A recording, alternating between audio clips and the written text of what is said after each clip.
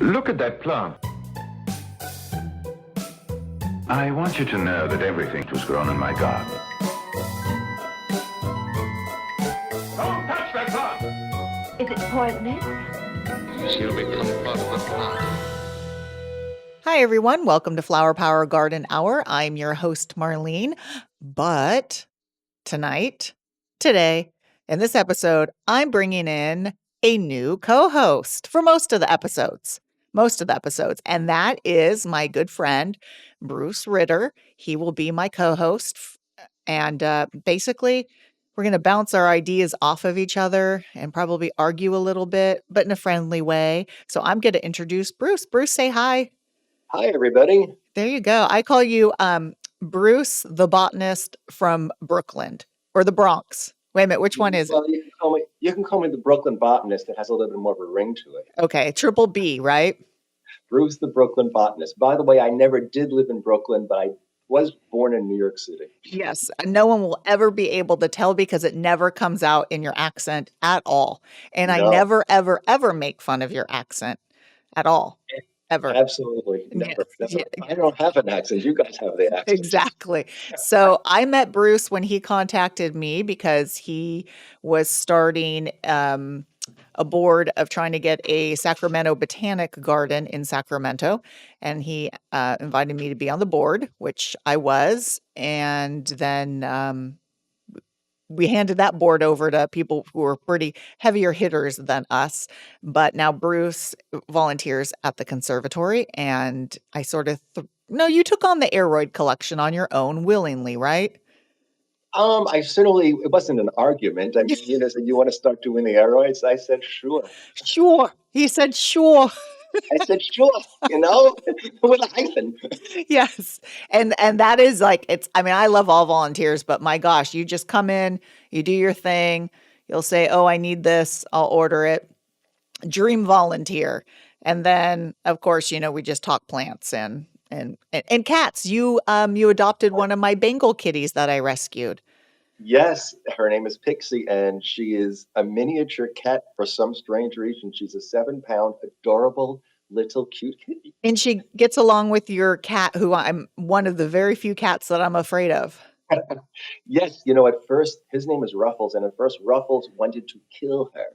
Yes. He hated her. Mm-hmm. Then I got the kitty Feel Away, which is Quaaludes for cats, I guess. Yes. And then they're friends. Very cute friends. They snuggle together. I'm very jealous. None of my cats do that. Ruffles is Pixie's pillow. Yeah, so cute. This episode is going to be, I didn't even tell people what this episode is. This episode is going to be our June to-do list. And then we have some questions that we're going to answer. And how we're going to do this is I'm going to give my June to-do list, but you have a similar, but then you have, added things. You recently bought a new house and you retired. So you were full force into a new garden.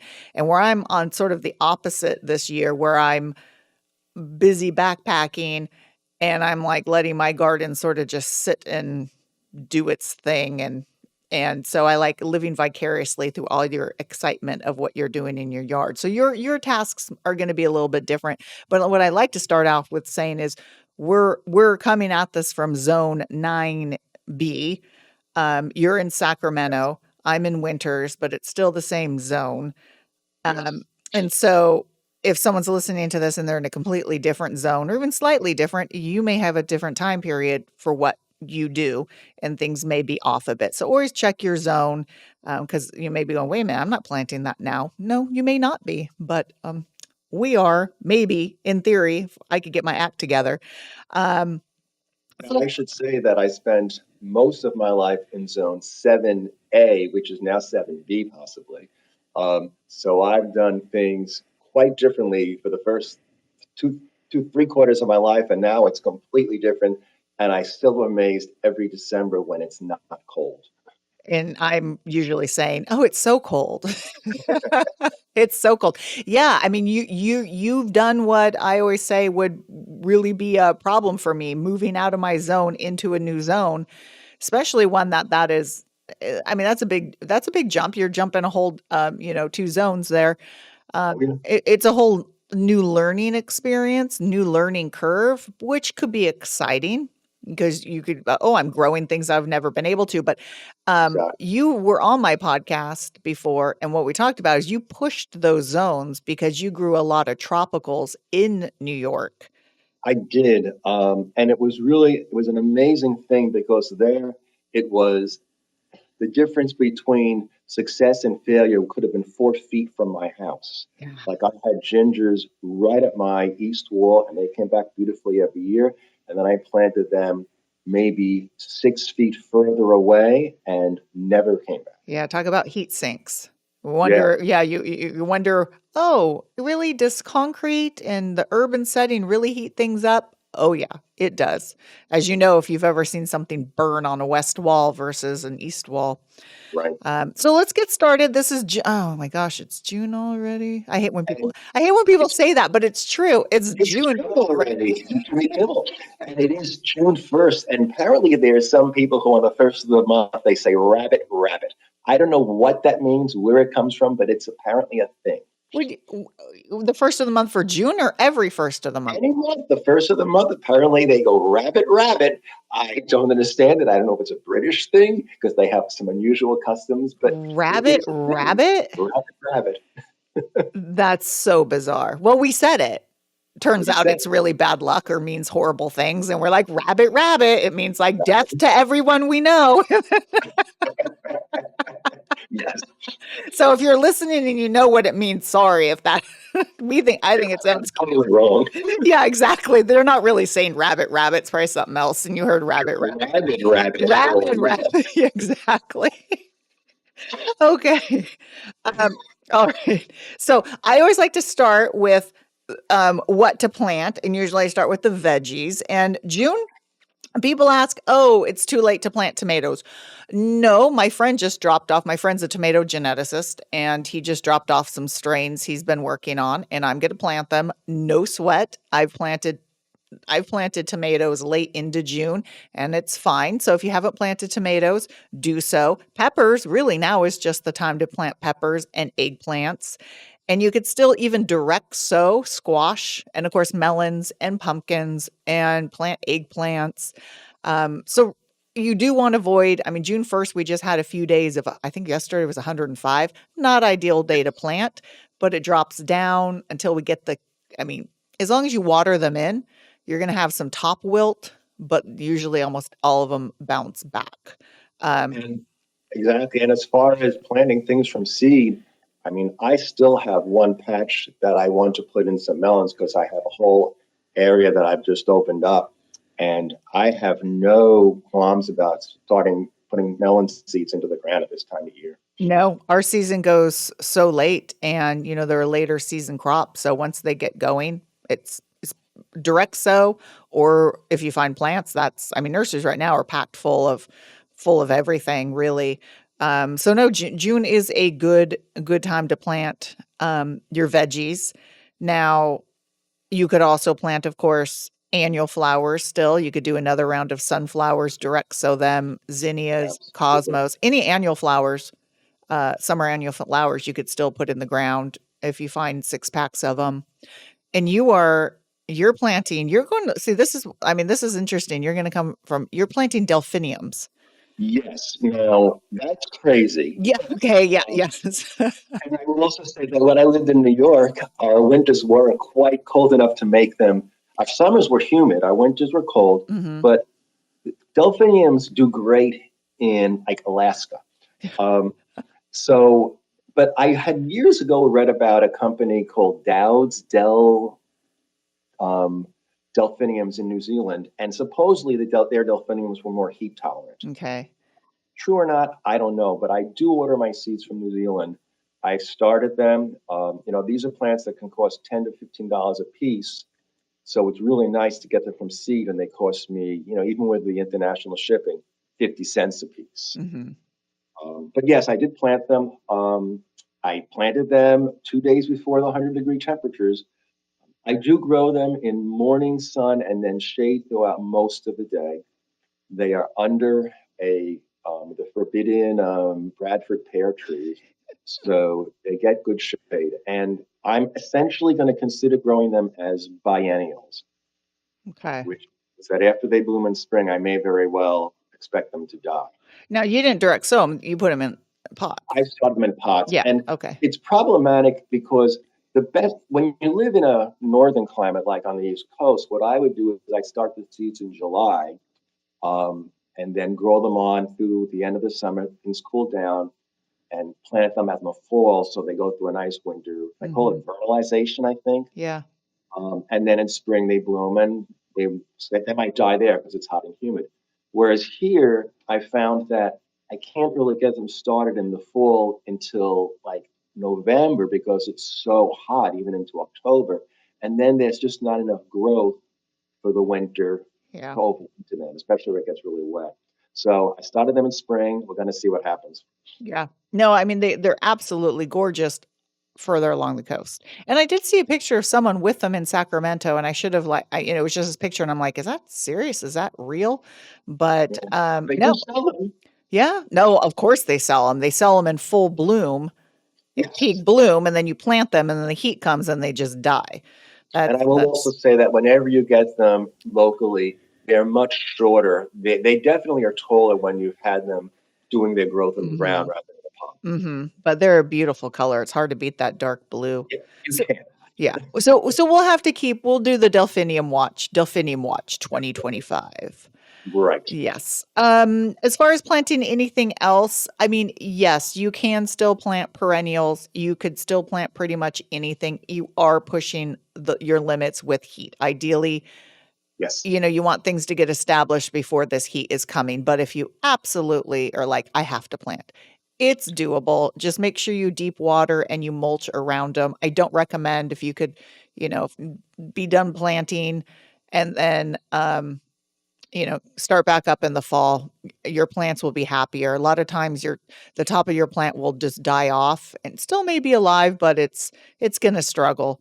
And But I'm there. I mean, I can't resist sometimes planting in June. and I frankly started tremendous number of perennial seeds this winter, and they're just about ready to plant.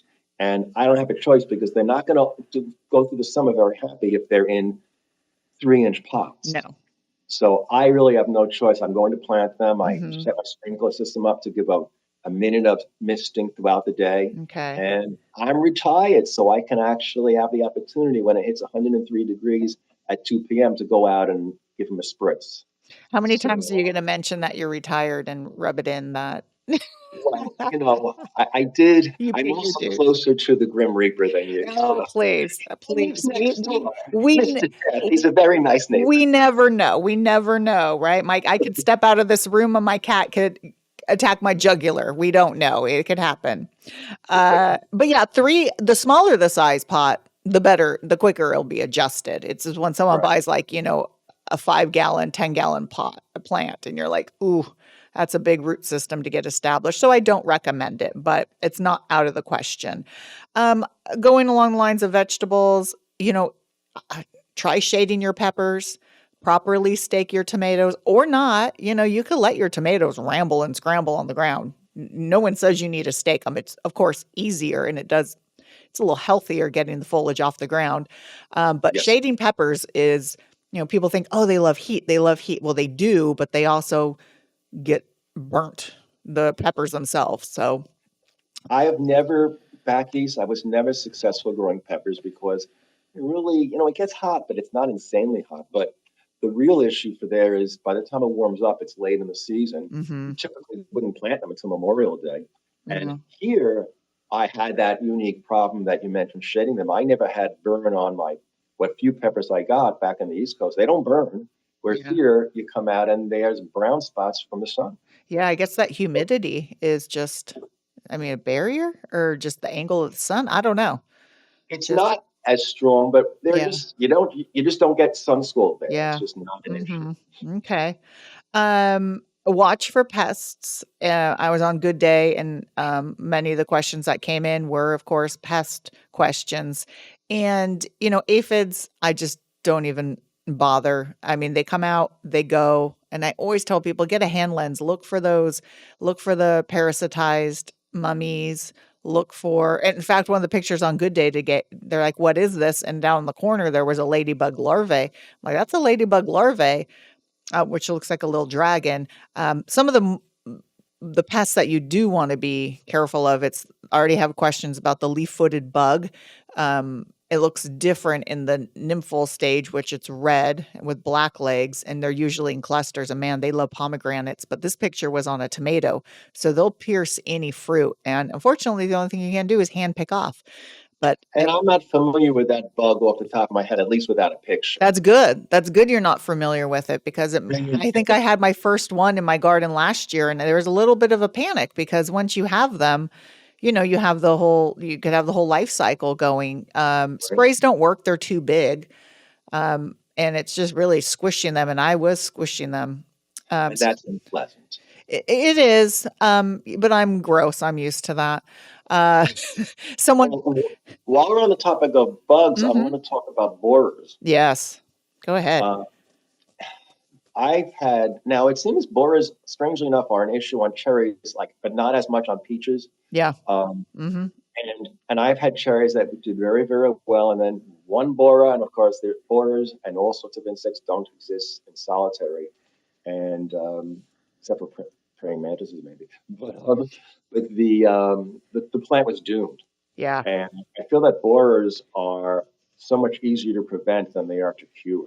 Well, it's funny because I have on my list to do, which is to, and this will help some, but not all, is to paint the tree trunks for sunburn of your young trees because that will cause cracks and borers could enter that way. But a lot of times, yeah, the borers will enter top.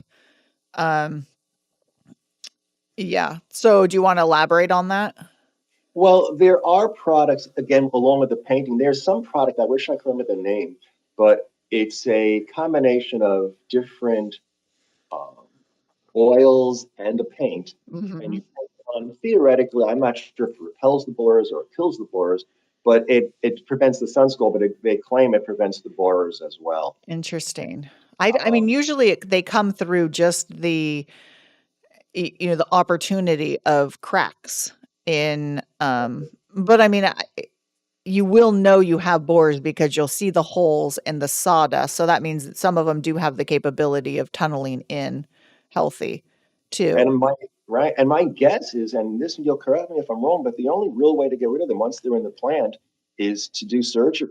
Oh yeah, you have to cut the branch off and hopefully you stopped their movement through. But and if you're below the graft on a cherry tree, you gotta dig into that trunk. Yeah. I mean, a lot of times you see it's, for example, like the birch trees. Birch trees are, notice you never see the white birch trees anymore.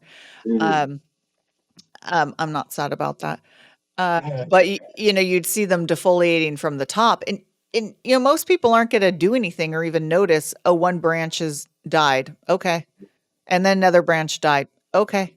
And it's not until you realize, oh, most of the tree's defoliated, then you go, oh, what's going on? But by then those borers are in that tree and you'd have to basically cut it all the way down before and destroy its, damage is done. So yeah, they do definitely have their preferences of plants, but there's a lot of different ones. It's just prevention and a prayer. Are we getting to that now? Is that how we're gardening? Prevention and a prayer, I usually just go grow, damn it. So you're a little more, supportive. And yeah, I'm usually more like threatening in my ways. But I want to get back to the painting the trunk. I've mentioned this before. It's that 50% interior white latex paint that you paint all around the trunk of the trees. To prevent that sunburn on young fruit trees and really any young tree that has its soft bark and hasn't gotten bark because that west and east side will just cook. So right. And by the way, this product comes in a multitude of colors, so you could paint the tree the color that you prefer. But yeah, I've seen a lot when you travel on the freeway past the almond Yep. farms. You see a lot. You see those whole trunks Yeah. just below Mhm. wherever the branching Mhm. begins. Yeah.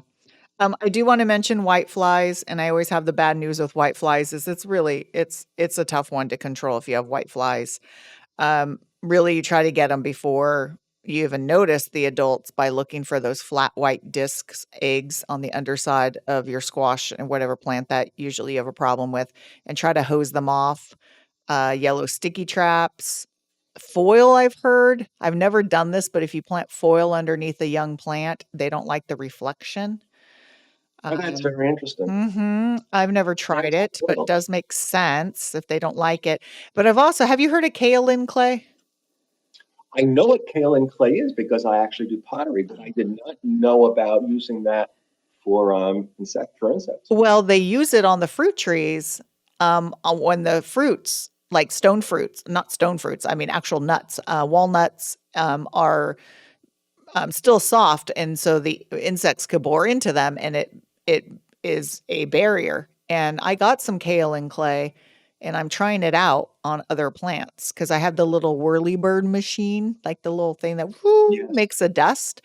And I'm like, I mean, it probably would work on, and I applied it, and I think it did work because I don't have whitefly issues much, but I had them 1 year, and I'm like, uh-oh. So I need to try it out a little bit more, but I don't have enough pest problems to really but I think that's a good one. It's a clay. It's a physical barrier. Not much else works for white flies, so it's like, what's the negatives? I don't think that there's any negatives.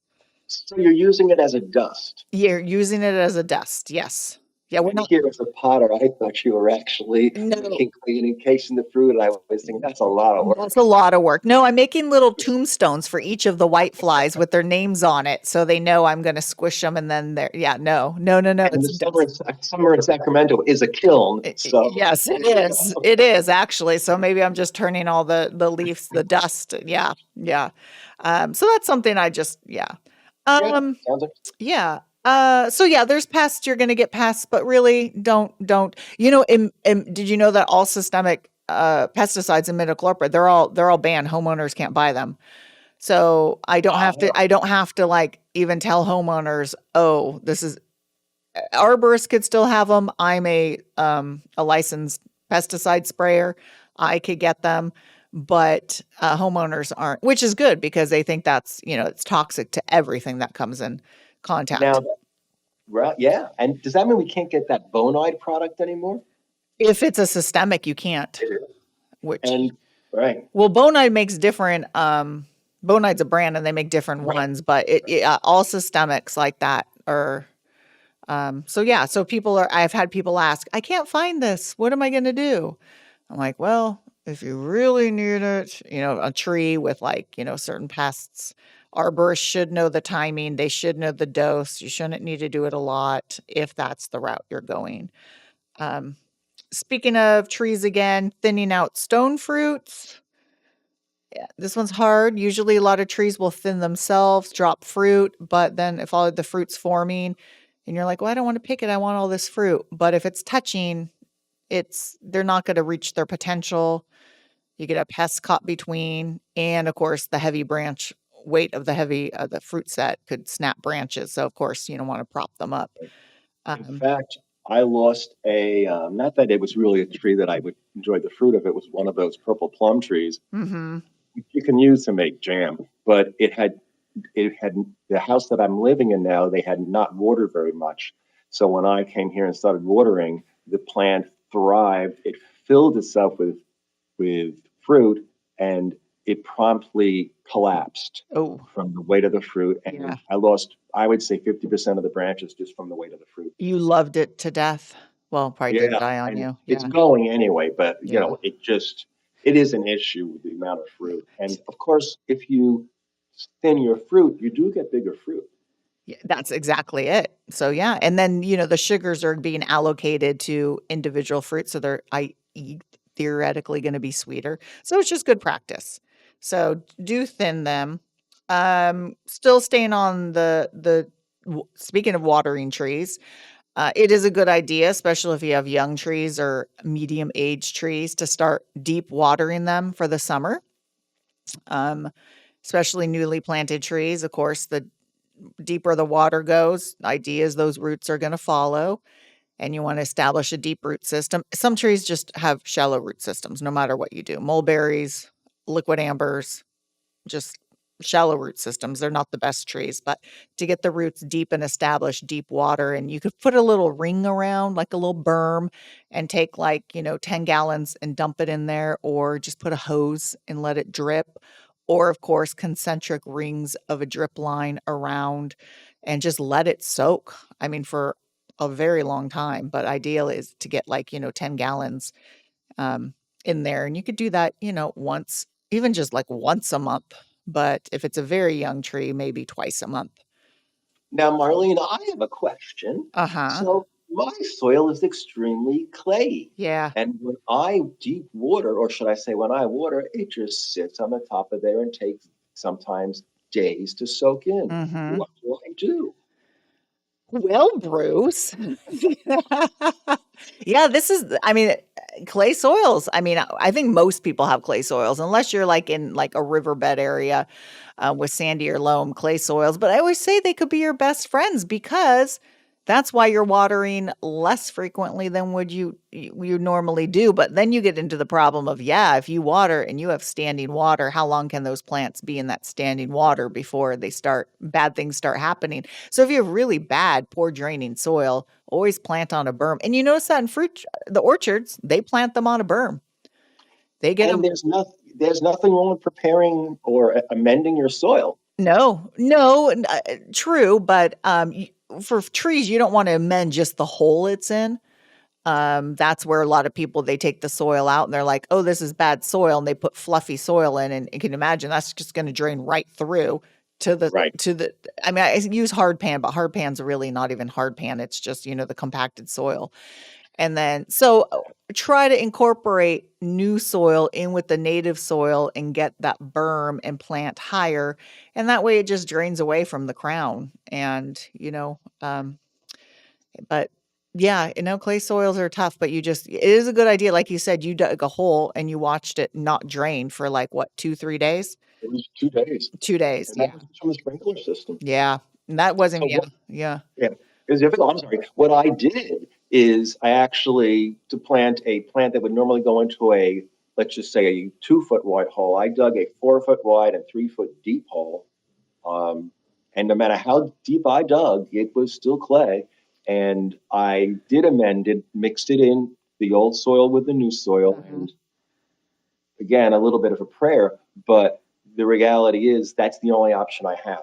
Yeah. Just And pure I clay. wouldn't have even gone any deeper because with that, you risk the plant just settling down with that Yes. new soil. So wider, yes, always go wider if you can. And eventually, and then mixing, yeah, the native soil in with some new stuff, that's fine. You just don't want to just have a complete barrier between new soil and the clay soil. Um, And I but really didn't go 4 feet deep. okay, that's good. That's good. I was like, I are went you about burying a 3 feet. body? Are you burying a body? And Yeah.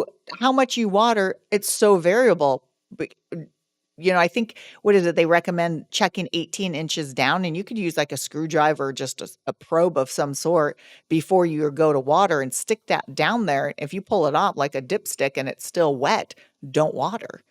But if it's bone dry, then water. So always check the soil. Don't just go off of, and then this time of year versus say August when we've had, 4 weeks of 100-degree weather, the water needs are going to be different as well.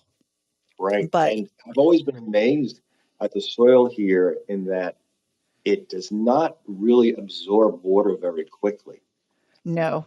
And again, coming from the East Coast, we can have a hurricane, which are rare from where I'm from, but we did get them. And you could have 10, 15 inches of rain in a day. And you come back a day later, and your backyard is not an ocean, unless you had storm surge. But the backyard is basically it dries out because there's so much ability of that water, of that soil to absorb water and for it to percolate down. Yeah, it's the percolating down. Yeah. Yeah. Whereas here, there is not. No, I mean, we even know when you get that much, even if we get a little bit of rain, well, a lot for us is a few inches, but it's standing. And then when they get saturated, and then, yeah, it's really difficult for them. So lack of soils, Yeah. Yep. But one way to help that, of course, is to mulch, mulch, mulch. It's your best friend. It'll cut down on how much you have to water. All around all your plants. Woody plants, keep it about 2 inches away from the trunk. Don't let it touch woody plants. Go deep. I always joke, no pixie dust.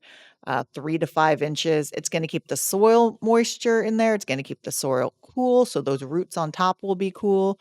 Earthworms will come up closer. It'll cut down on weeds, and if it is compost you're using or even wood chips, eventually it'll degrade and add nutrients to your soil, and overall, with years, change the soil structure. So it will drain better. Now, as a caveat, though, there's something that is called volcano mulching, which is Mhm. bad, which is where people just, again, they not only it touches the trunk of the tree, but they just pile it up. And that is actually problematic. Yeah, and it has a name and people do that? Why would they do that? I just, well, it's like, when you have nothing to do and you're looking on Instagram and you end up um, finding things about what is called volcano mulch, but Okay. I never heard of it personally. Uh-huh. Yeah, no, don't put anything that's, up against woody. Wet and wood chunks don't go well together because 'cause you're just gonna get, um yeah, stuff. So, yeah, um, but anything could be used as a mulch. Back east, didn't you guys use, like, hay, straw, especially through the winter?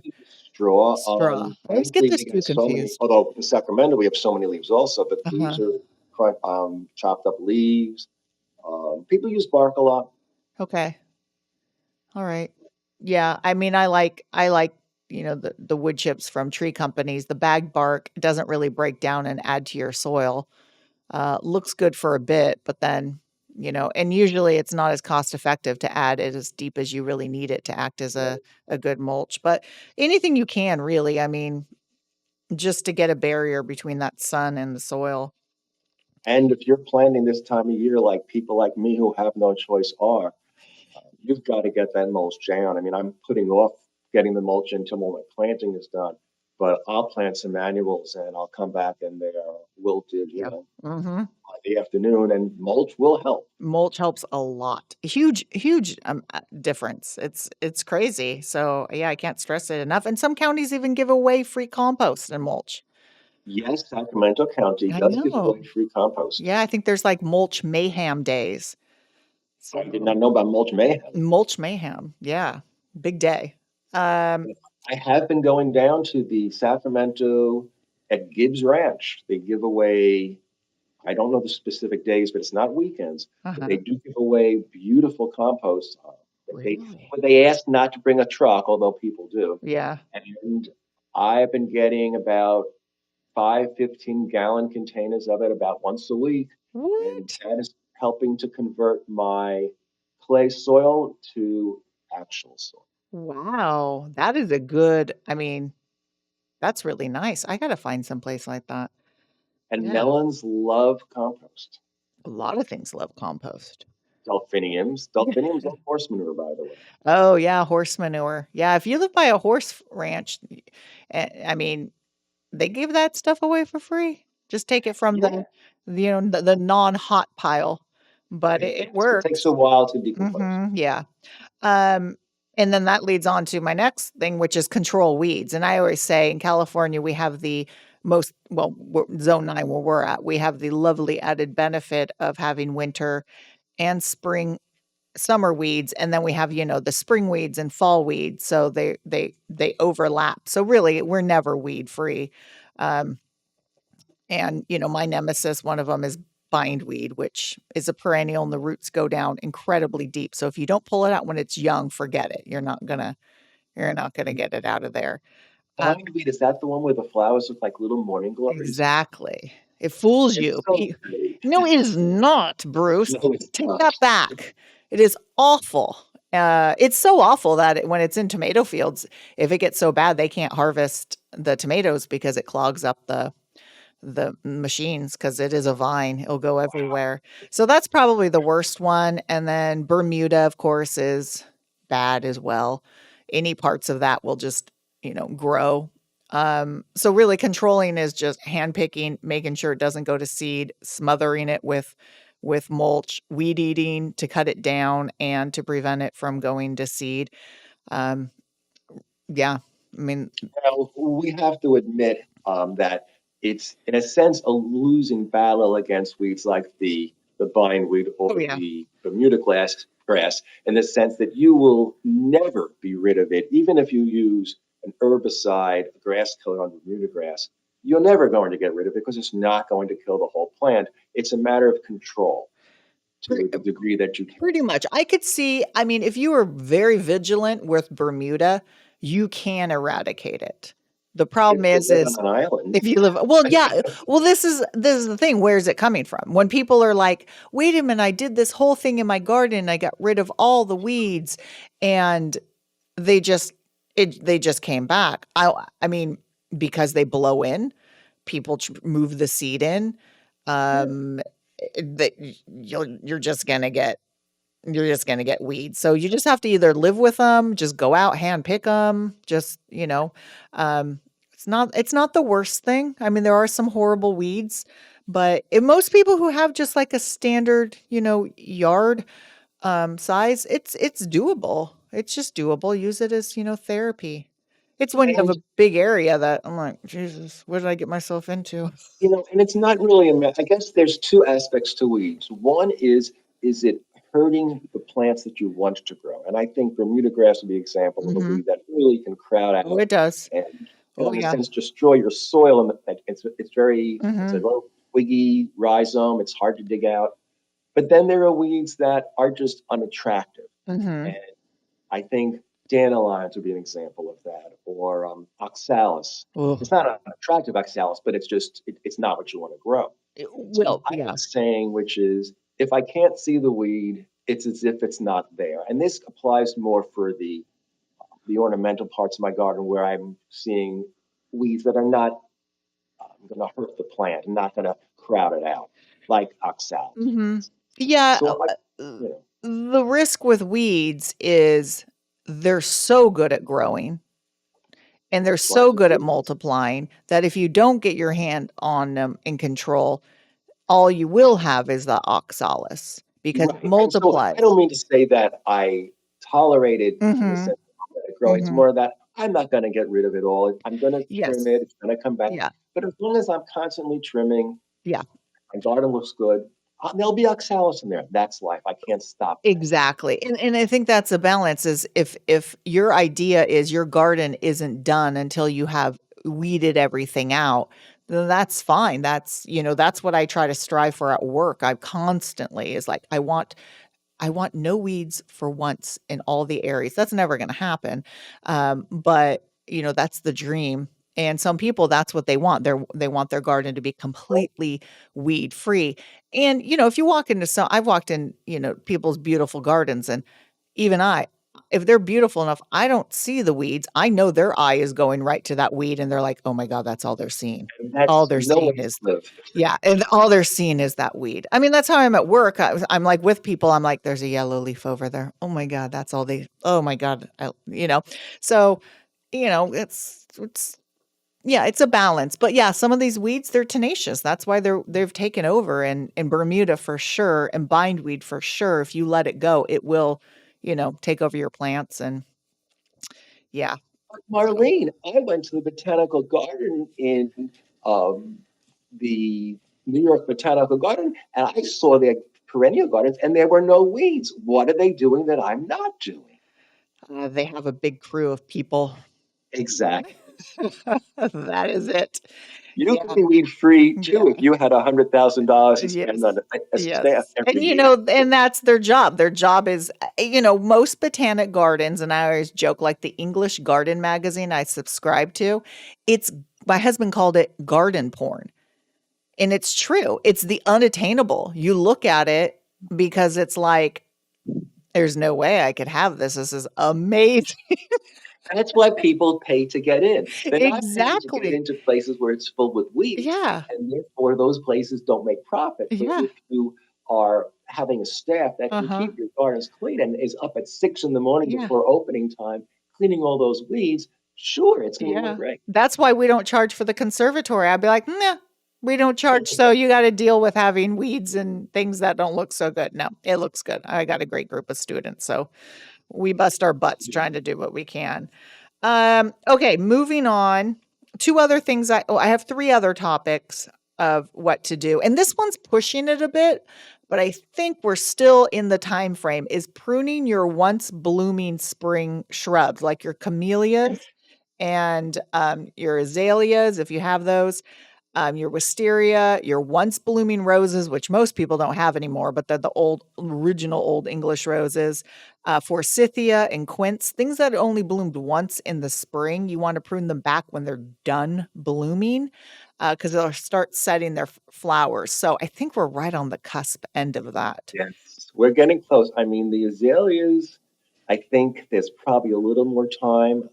Camellias, once you start seeing the little flower buds for next year, I mean, you can prune them and you might get a few new Mhm. flower buds growing. But yeah, you're basically cutting off Yeah. the flower buds. And one of the things that makes me cringe, and I've seen this back in the East Coast, I don't see it here as much, is when the gardening crew comes out and decides it's time to shape the plant, Yeah. and they go to the azaleas and they shape them in September, and they'll resprout leaves, but they're not going to be getting flowers that next spring. And it Yeah. is terrible. No, I know.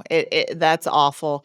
That's where you need to leave a note on your plant. Do not prune this plant. So, but a lot of people don't know. They'll just say, "Oh, it's not blooming for whatever reason." They never think about, "Oh, wrong time of pruning." Because I mean, why would you unless you are, in tuned with gardening? So, And unfortunately, you would think that a landscape crew would know this, but they don't necessarily because they're not arborists, they're not horticulturalists.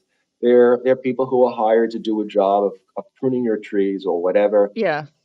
Their interest is not what's happening in Yeah. April. Yeah, their job is they were paid for you. You paid them to come in and for the most part make the yard look good. So it's sort of on you. If you interview someone and say, "Okay, what do you know about azaleas, when to prune them?" Sure. So you have to take some responsibility um It's true. for yeah, and then do some research yourself. If you really love your azaleas, go, "Okay, I'm going to learn a little bit about it so I could pass this information on, or I'm going to interview the people who are taking care of my plants." What's So, very interesting about azaleas here is that a lot of azaleas start blooming in the fall, I've noticed. yeah, I've seen some in summer. They're like all I think they're so confused. They are back in the old country. The azaleas did not bloom in the fall, and they were a big spring thing, of course. Oh, yeah. But, but what's really nice here is when it starts to cool off, I notice a lot of my azaleas start to come into bloom. And I actually love the smell of azalea flowers. It's subtle, but it reminds me of my childhood. Not me. So, You can't there get is something wonderful about them blooming in the fall here. I wanna say that I do I have a memory of azalea down in San Diego where I grew up? Maybe. It wasn't super showy, but in where I'm at, Winters and Davis, I might see 1 or 2 azaleas, but they're so sad looking.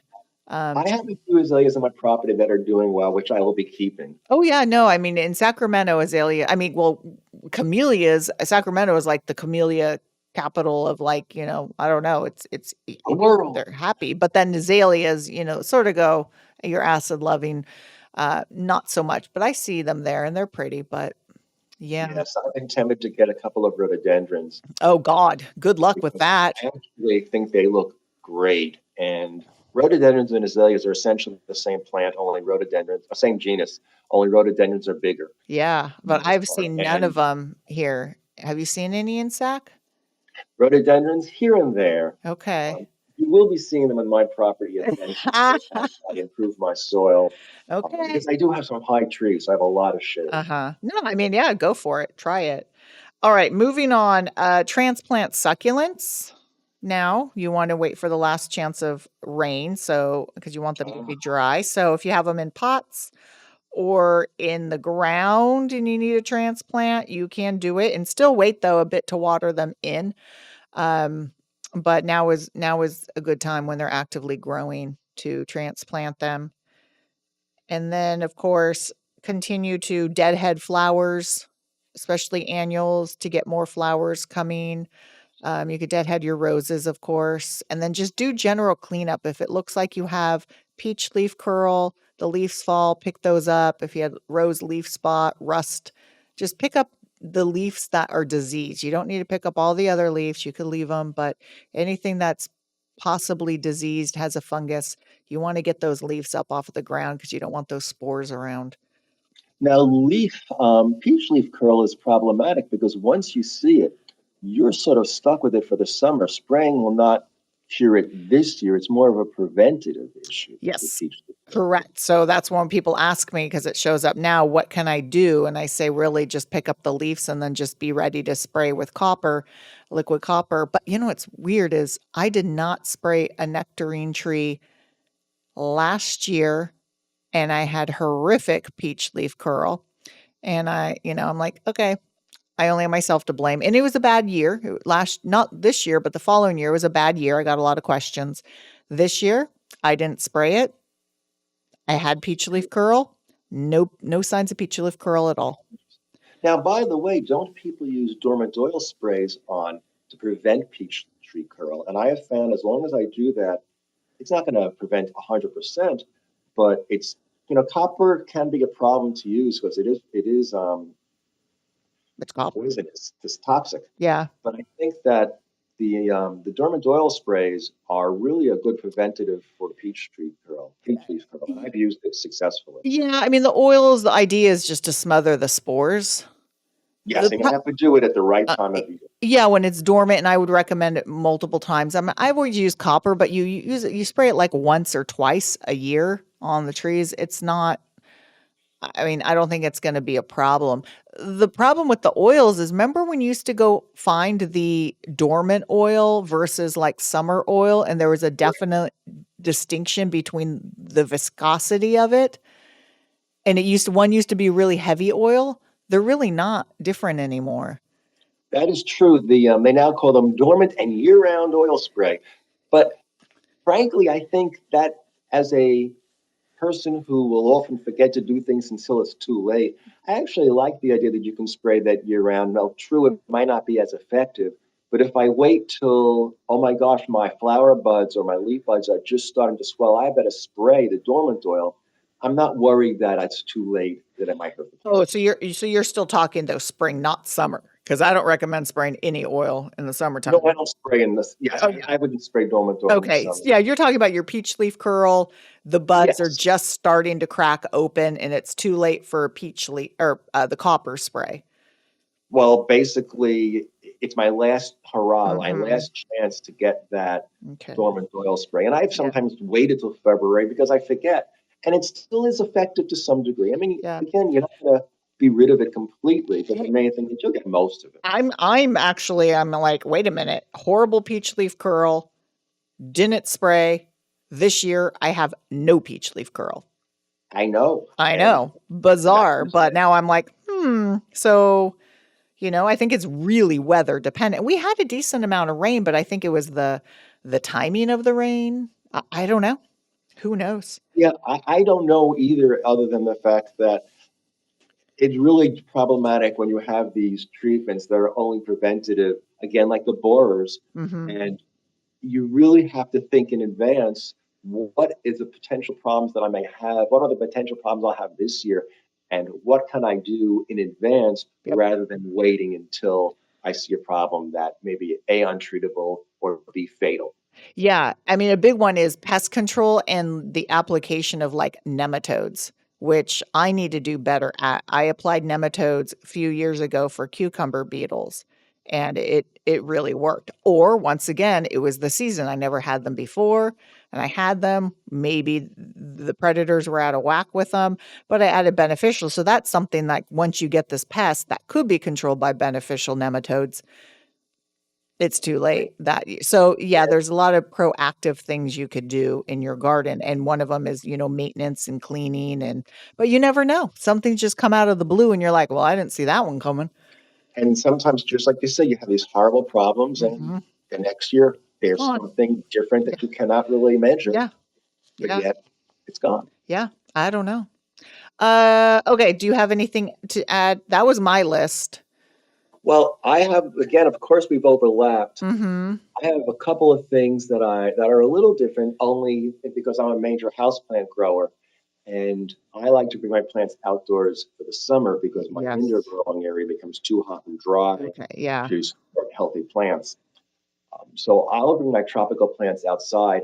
It's getting a little late to start doing Mm-hmm. that because the heat is coming on, and if the plants haven't had a chance to adapt, they may not make it. Mm-hmm. But basically, I put them out in a shady area.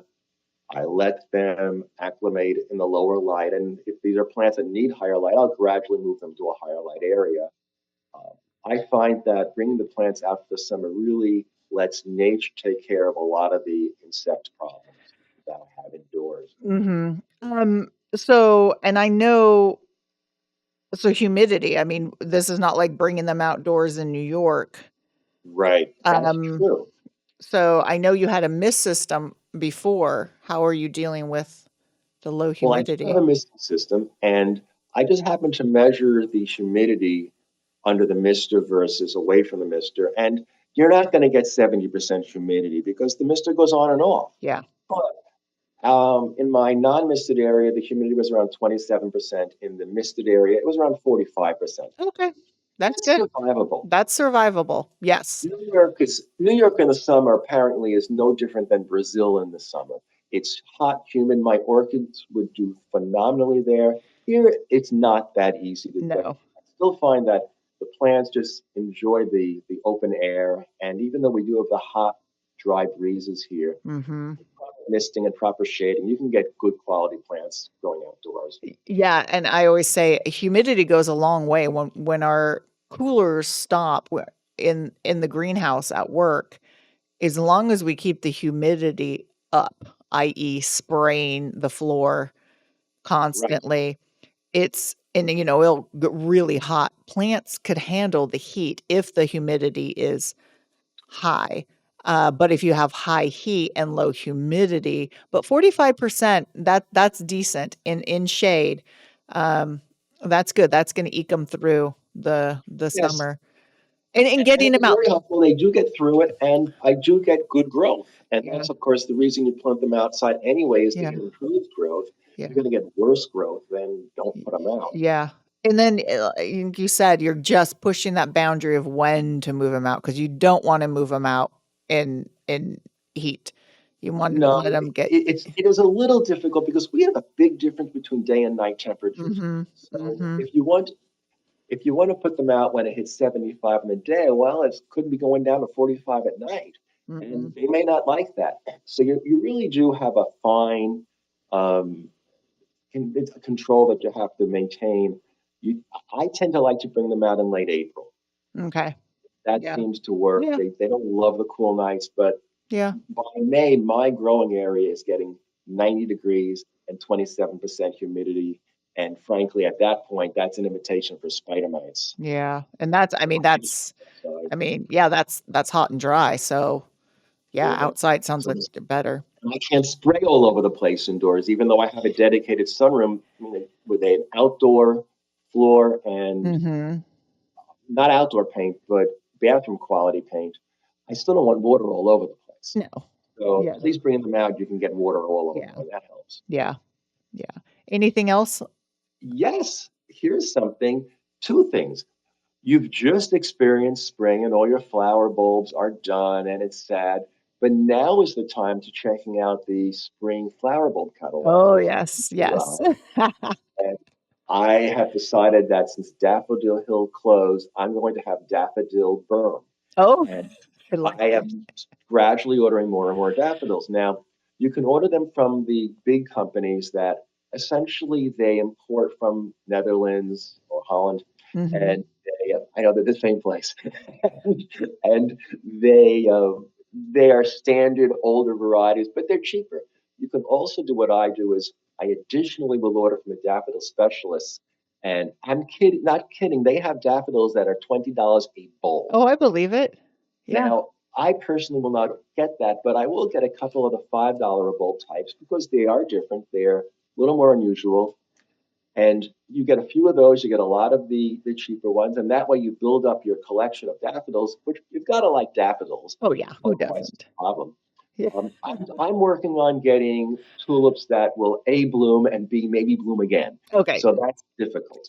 You know my feeling with tulips is, I do. I mean, I love the parrot ones, the gaudy ones, but the standard, just straight color Well, ones, not my thing. I like the tulips, but then again, I used to have hundreds of them in bloom at one time Yeah. back in my old garden. Hmm. And here, I ordered 100 tulips and I got 30 flowers. Yeah. So Yeah, you had a bulbs and bagels day at your yes, I house. had Bruce's bulbs and bagels bash. There you And go. it mostly was daffodils, but did have a few tulips. I'm And actually hyacinth, a lot of hyacinth. a lot of hyacinths, and I am getting every year I get another 50 hyacinths, Yeah, and love I am hyacinth. getting them to rebloom strongly. Hmm. So again, it's the end of the season for that, but of course, I feed when I plant, but once I start to see the leaves, I feed liquid fertilizer on all my bulbs, 10, 30, 20, which they call blossom booster. And did that make them come back? I don't know, but I did get some reblooming tulips this year. Oh, we're gonna have to talk, Bruce. We're gonna talk. Okay. And so my other thing that is a spring thing to do Uh-huh. is my last one is check your sprinkler Oh system yeah. for leaks. Yep. Yep. Is your water bill insanely high? You may have a sprinkler leak. Yeah. And I have had in this new house quite a few leaks, and I had insanely high water bills. So it's really important before the ground gets really hard and dry and hard to dig that you find all those leaks. Because if you are out in July when your ground is, especially even in an irrigated area, it can get bone dry and get rock hard. You want to find those leaks first. Yeah. Or if you have drip, I mean, you got to check that because that's exposed over the winter and animals are biting it, things Yeah, break. Um, yeah, I drip just, irrigation is notorious for breaking down and leaking. oh, yeah. Oh, that's all I feel like I do is chase drip line issues. Um, And and I am actually, even though this is evil, I am very anti-drip irrigation because of that. yeah, And because what it does is by concentrating the water at specific plants, all the other areas of your soil become bone dry and become rock hard. So we should probably talk about that as a whole yeah, episode because yeah. there are options. Well, yeah, and I've discussed this where it's not best to have like the quarter-inch line going to a plant or one and then nothing. I have the drip line where the emitters are every, 12 Right. inches. So you are watering the whole entire root area, all the soil, so potential. So yeah, if it's set up wrong, then yeah, it's not ideal. You're limiting your root space by just, putting water in a tiny little area. But And that's no good for the plant or the no, soil. no, no. Okay, I like those. See, I knew you were gonna have different things, but yeah, let's Oh, go on I to would like to. I yeah, have one quickly little thing to add yeah, is I liquid fertilize my vegetables. okay. People will You're plant allowed. vegetables, fertilize the soil, they're done. I actually, throughout the season, will fertilize them. I think that gives me much healthier Okay. growth. I'm just gonna throw it in. I'm a lazy gardener and I'm not fertilizing bulbs, and I'm not fertilizing vegetables that way. Well, Uh, when you're retired, you maybe when I'm finally get the retired. optional, an amazing amount of free time to do things that you would normally say, I'm not Maybe. going to do It sounds amazing. Can't wait till I can fertilize my bulbs. that. Okay, let's move on to some questions. Yes, Okay, I'm going to read them. I'll ask for your input and I'll give my input. How about that? Okay. that sounds good. Okay, this is from Martha and she says, I think this one was from Instagram. My snake plant I just cut and pasted these, so I'm gonna try not to read the typos. I'll read through. Okay, my snake plant is putting off a new leaf, but it's coming up on the edge against the pot. Should I leave it alone? So the Brooklyn botanist says, why are Hmm. you growing snake plants? Well, you should be growing something more interesting. The real answer is a lot of snake plants, I think they have rhizomes. Hmm. And the rhizomes are not super long, but they're long enough that it grows towards the edge of the pot. Hmm. So my gut feeling from this is that the plant is possibly in need of repotting. And if that's the case, I would not necessarily bring it to a bigger pot, but you might want to prune it down a little bit, cut the rhizome off, the older pieces, and get the new growth more towards the center of the pot, so that when it has room to grow in this new environment.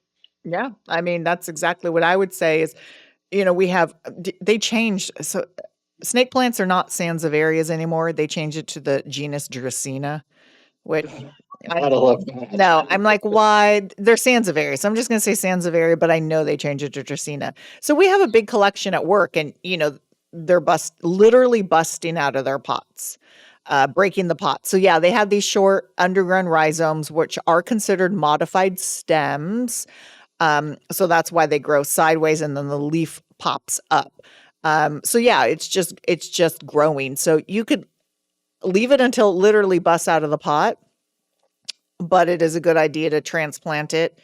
And yeah, you could divide it up and make it smaller, and you do, want to orient it so the growth goes towards the center more. But, I recommend not watering them in for a few days after you transplant them, just to let all the wounds heal. But yeah, they'll keep doing that. They'll just keep growing and busting out. And then pretty soon, sometimes even if you have the holes, the rhizome will find its way out the hole in the bottom, and you'll have a whole new plant growing off the side. And that's just any plants with rhizomes like orchids, some begonias. They're going to grow sideways. That's what they want to do. And you just have to deal with the aspect of the plant. You work with it. Yeah. Yeah. You just sort of know, it's just like, people's quirks. You got to know how plants grow too. And then once you do, you'll go, okay, I know what I'm dealing with here. Right. Okay. Next question. Hi, Marlene. Would love your opinion. And I'm assuming they mean hi, Bruce, too now. Hi, Marlene. Would love your opinion on our trees. Our neighbors chopped the roots off all of our trees on their side of the fence. We're hoping they don't all die. They're extremely sparse compared to last year, and one is looking dead, as well as a few others have browning leaves. Sue, what's your opinion and thoughts on that one? Let's just say for the moment, let's assume that the cutting of the roots is what's causing this problem, as opposed to some other possibility. That's a problem, because if they cut off 50% of the roots, that's a lot of stuff. And you can cut off a lot of the roots and the plant will survive, but I don't really have an answer other than you want to make sure you want to allow the plant to get new root growth. And so you do have to keep it well irrigated, but you don't want to flood it out because it's got a lot fewer roots. Yeah. Yeah. This is this is not good. I mean, this is why I try not to have neighbors. Now, of course, it depends how big these trees are. If they're not tremendous trees, would pruning the tree back help in that it will reduce transpiration? And there's, that's the whole idea of bonsai, right? Is you prune the roots, you prune the top, you keep it in balance. Or if you're cutting the top and you're cutting the active growing parts, are you cutting the auxin hormone making production, which makes roots off? What is it? What's the benefit there? I don't know, right? Yeah, I don't have an answer other than hopefully proper irrigation will help it come back. Yeah. My feeling is don't prune it and do water like you suggested. Water it. It's stressed, but it has half the roots. If for, half the roots, it's always hard to say because a lot of them are for, there are a lot of surface roots that are actually the feeder roots. The other thing is the stability of the tree. If these are tall trees and half the root system's gone, are these going to topple over?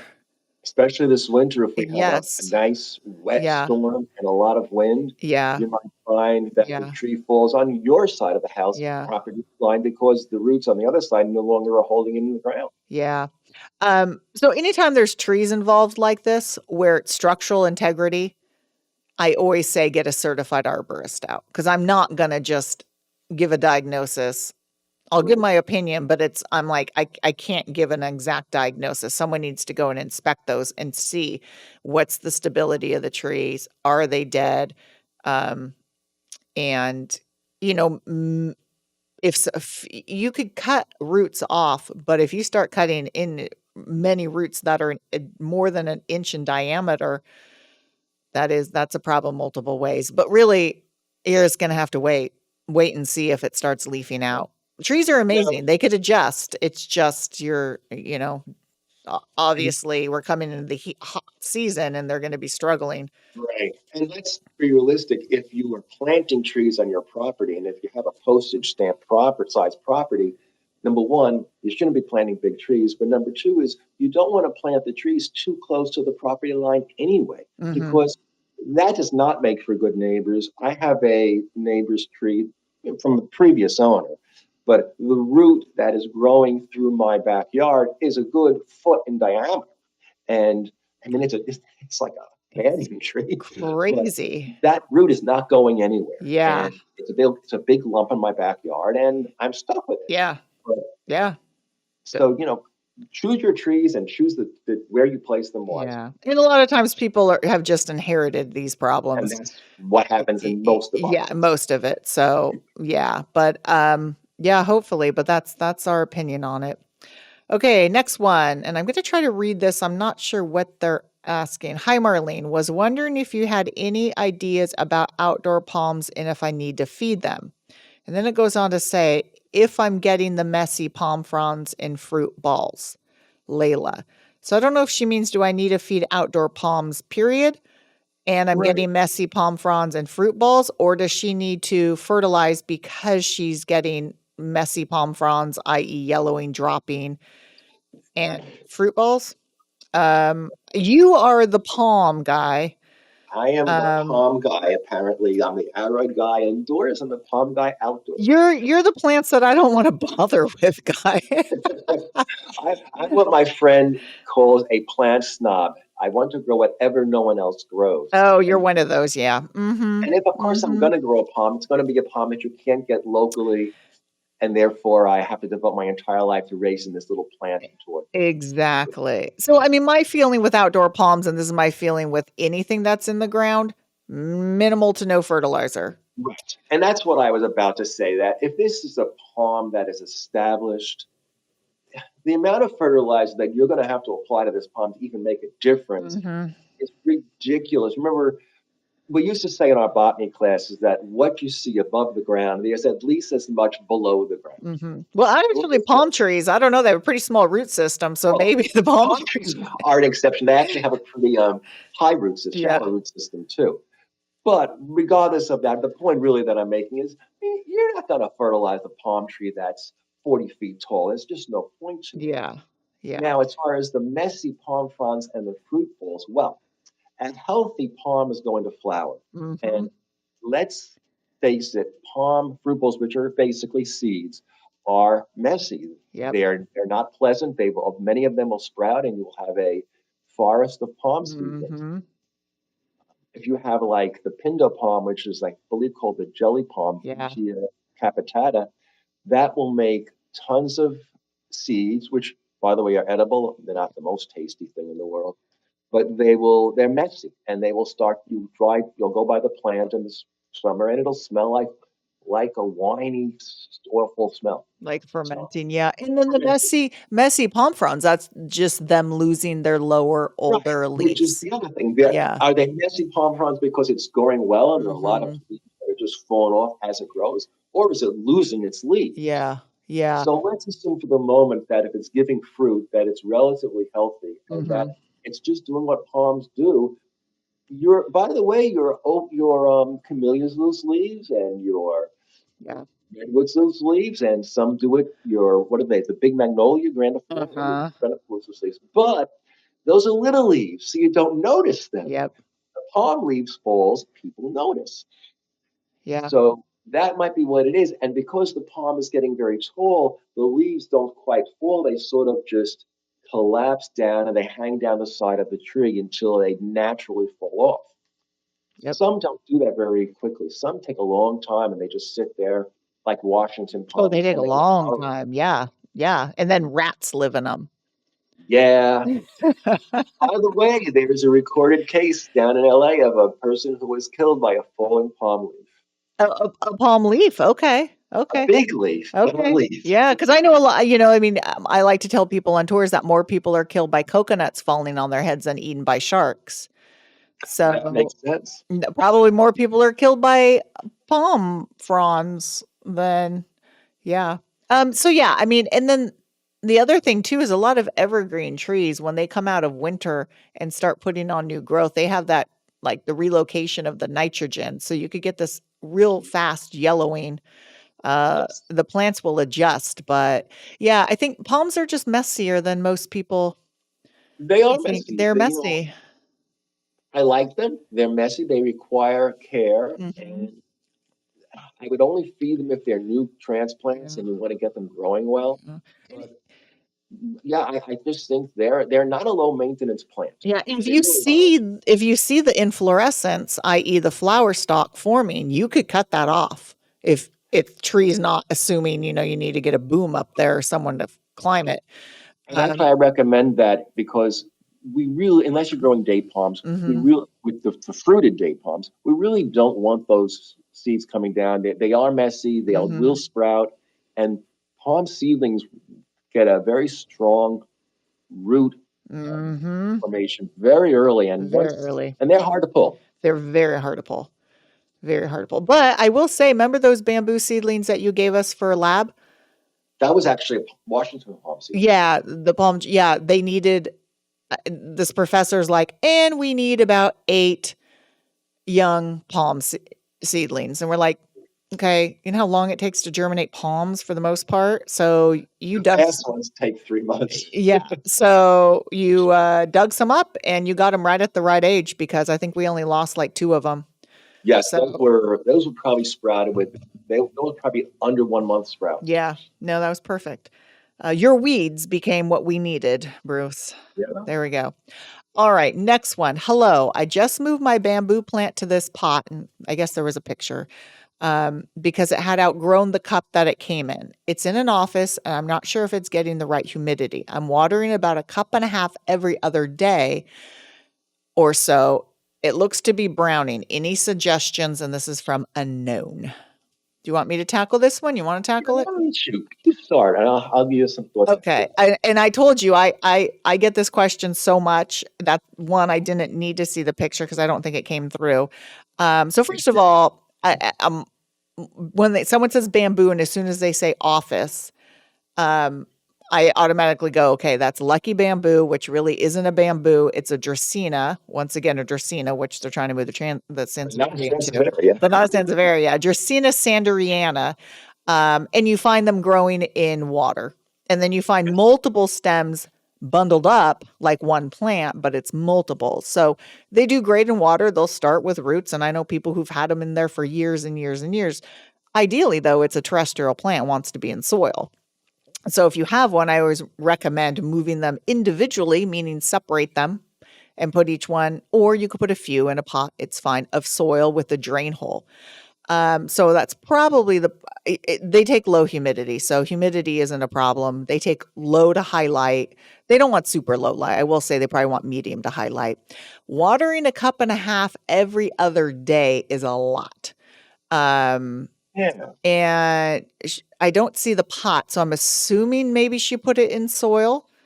If it's It's when you said, because you said the cup that it came. Yeah, so the cup, meaning I think it was a cup of water, like a cup of water, and then she said, "I moved my bamboo plant to this pot." So I'm assuming a pot sounds like maybe it's soil. And then I would say if it was water, you probably shouldn't have to give it a cup and a half every other day. That's pretty quick evaporation in an office. So I'm assuming it's in soil, and that is a lot. Cup and a half every other day is a lot. Heck of a lot. Yeah, that's a heck of a lot. So it's drowning.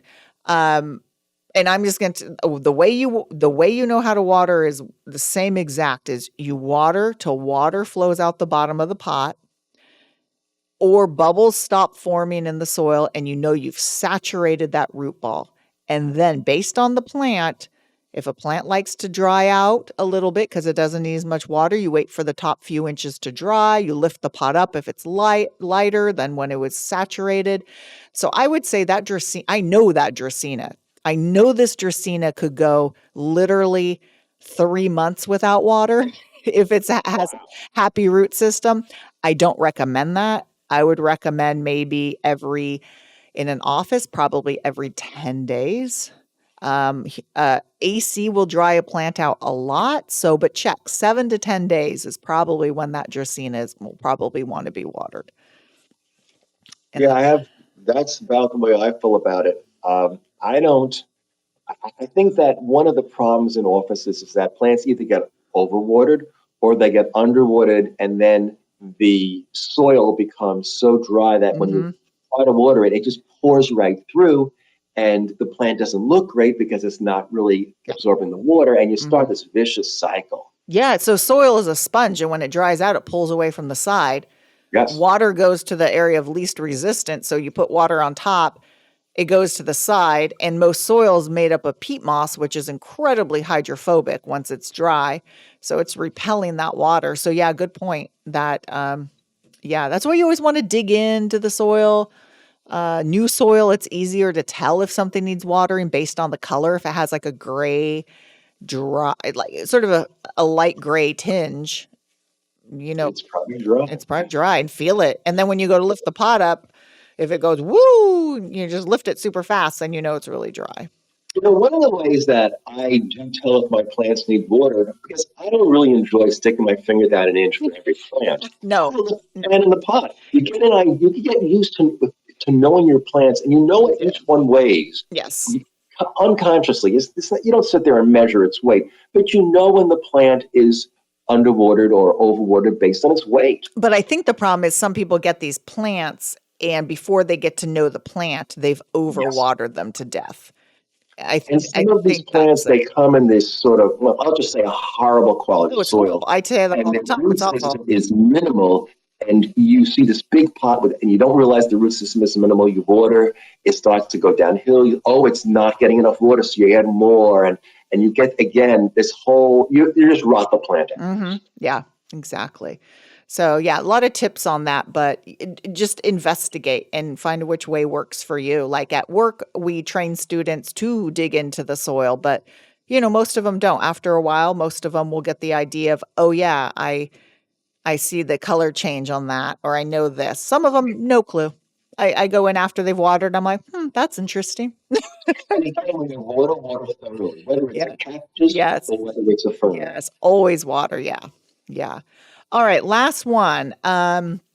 You mentioned, I guess they mean me, you mentioned some sulfur powder for rose black spot. I found on Amazon, but they won't ship to California. What was the one you showed on Good Day? Thanks, Sharon. So I think I was talking about rose care and was talking about fungal leaf spot on roses. And I said for the most part, most fungal diseases, once the temperatures and the weather dries and turns hot, a lot of them it'll dissipate on their own, and you just want to pick up those leaves. But I did mention that if you have ongoing like powdery mildew or leaf spot on certain things, that sulfur dust is a really good go-to. And I was confused when she said, oh, Amazon won't ship to California. So I did a quick search, and there was a brand that wouldn't ship to California, but I typed in Bonide. Speaking of the brand Bonide sulfur powder, and it ships to California.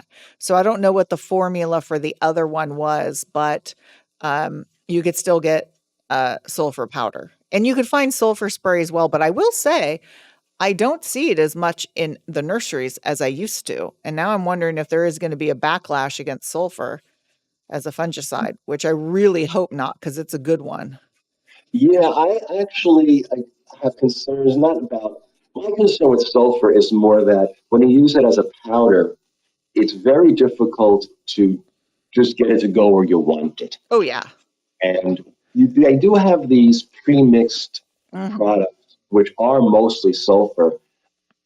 I actually, normally pre-mixed products I have issues with because they're just so expensive for what you get. But I think something like that, mixing sulfur with water, it doesn't really go into solution very easily. No, it doesn't. Go into It makes solution a at all. It slurry. makes a Yeah, it makes a slurry is what they call it, right? But these products that are pre-mixed sulfur products, I actually think they're good because they get on the plant. You can get it on the underside of the leaves without it going all over the place. Yeah. So for the sulfur powder, they sell it in this thing that is like a shaker box, and it Yes. still isn't ideal because it'll come out in big clumps.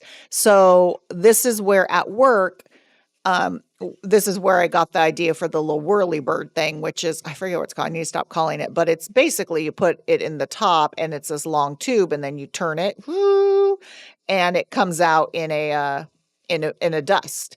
So Does it work if you don't say woo? no, you have to say woo. Sometimes you have to say Fun. woo like that. Uh-huh. And yes, Bruce. It gets under the leaves, it gets on it, and obviously you want to wear a mask, gloves, and eyewear because it is sulfur. You don't want to breathe that in. No. But it settles pretty quick, and you're not doing it inside. But you want to mask up because it's an irritant for sure. You don't want to breathe it in, but it does work really well on fungus. But if you could find the liquid, yes, as well, that's much easier. But like I said, that one's harder to find. And when she said this, I'm like, is there something I don't know going on with sulfur too? Yeah, I've seen it occasionally. Yeah. Now we're talking about the spraying, the woo-woo The machine. woo-woo, uh-huh. Should you not water for a while because you'll just wash sulfur off? Oh yeah, but I mean, I don't really overhead. Like at work, if I do something, I'll know, okay, I need to remind the students or not to do it. At work, we use sulfur dust more for spider mites. It's great on spider mites. That's good to know. Yes. Oh yeah.